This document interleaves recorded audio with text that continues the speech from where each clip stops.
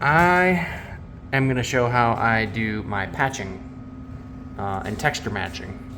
So here's what it looks like in the middle of it. Here's the middle part.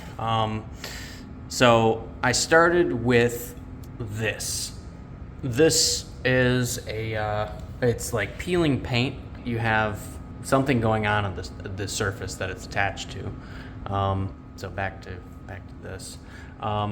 So what I originally did is I peeled off, I scraped all the paint around this box here to get this nice and uniform so I could easily patch it.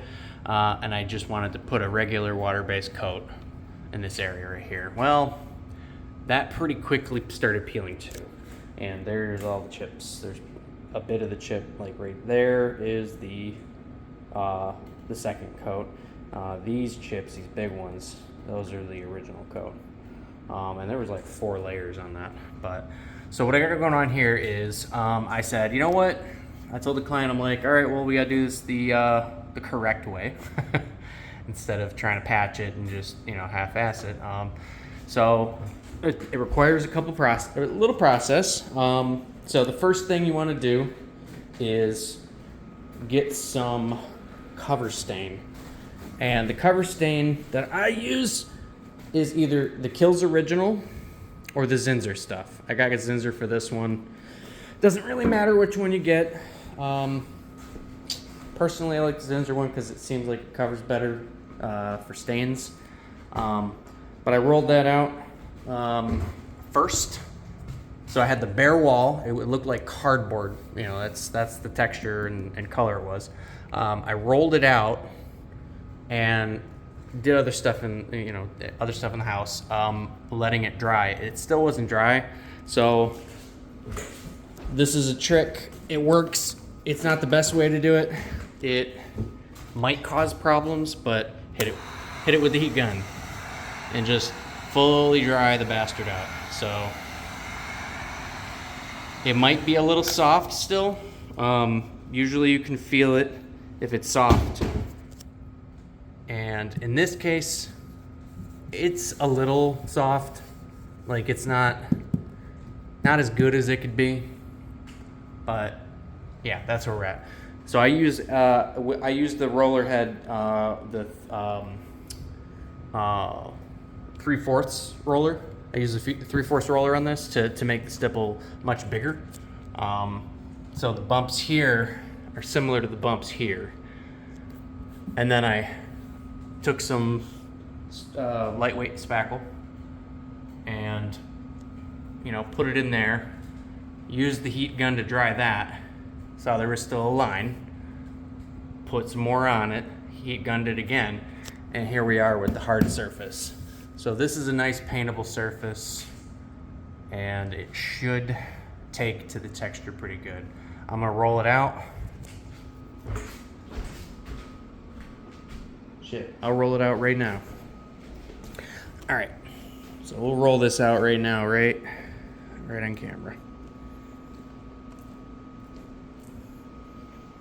Give you a good look at it.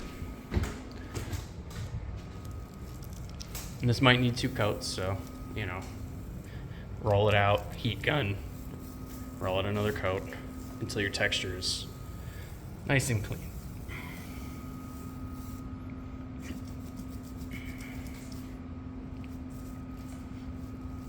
But this will work in any situation, even on plaster.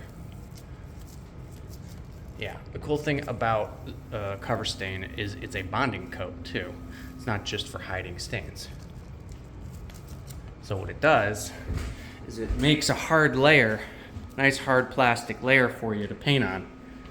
So you don't have to struggle with paint adhesion issues. It's just a little hack. And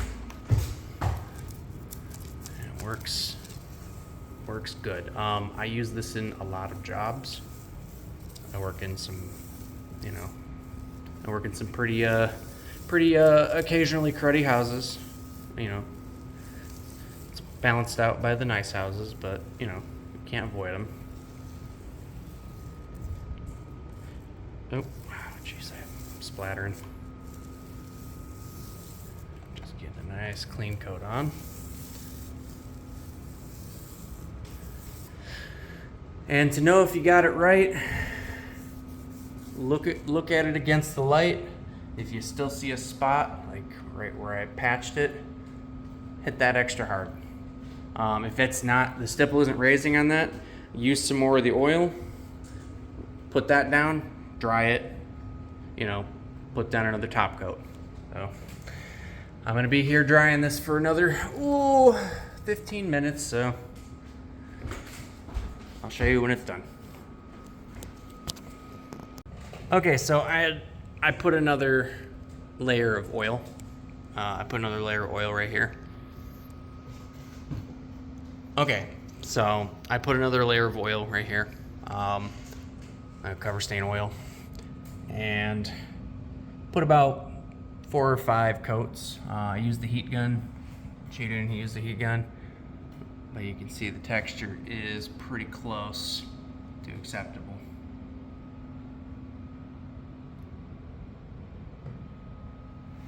I don't know if the camera's gonna pick that up, but like it pretty closely matches. It's an approximate. It's not exact, but when you walk in and you pass it, you don't see it. So it's invisible. And there you go.